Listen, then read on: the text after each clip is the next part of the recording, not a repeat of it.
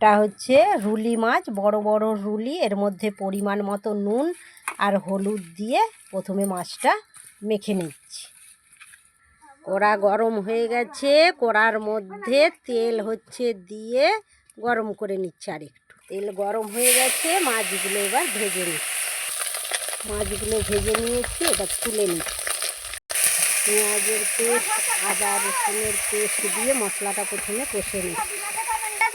পরিমাণ মতো হলুদ দিলাম, এবার লঙ্কার গুঁড়ো ওতে দিয়ে কষে নিচ্ছি। আর মশলাটা এই যে কিরম লাল লাল করে কষে নিয়েছি, এবারে জল ঢেলে দিচ্ছি।